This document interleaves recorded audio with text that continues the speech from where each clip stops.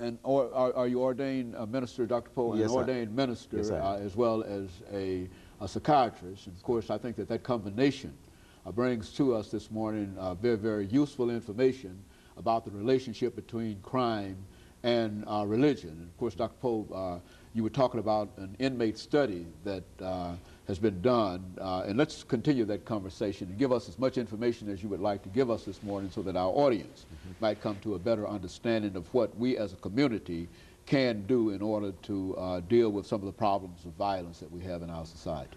Right. Well, as we said earlier, we decided to include a spiritual assessment in our effort to better understand violence.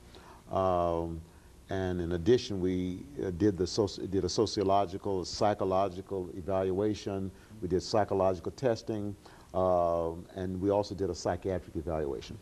And the things that stand out the most about what we found is, as I said, we found that in many of the cases, 68% of the cases, there was an absent father from the home. And a small percentage of the cases, there was a hostile relationship between the father and the male child. And in some few cases, there was a hostile relationship between the male child, and the mom. But overall, we found that these families were essentially environments of hostility and rejection. Okay?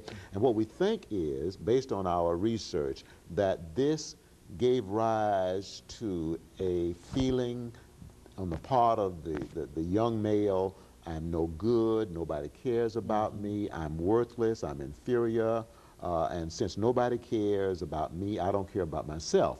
But in addition to that, it caused these young men to feel or to make the decision that I'm going to do what I want to do.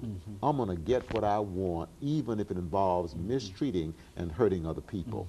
And as I said, 70% of these men believe that getting revenge was a way you deal with situations where somebody offends you or hurts you.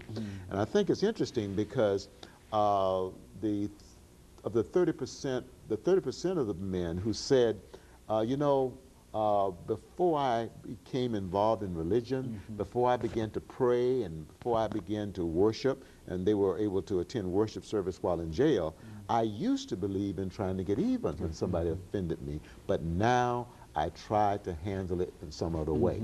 So you can see that a faith in God, the effort to try to live a life pleasing to God, has a controlling effect on that urge to get even.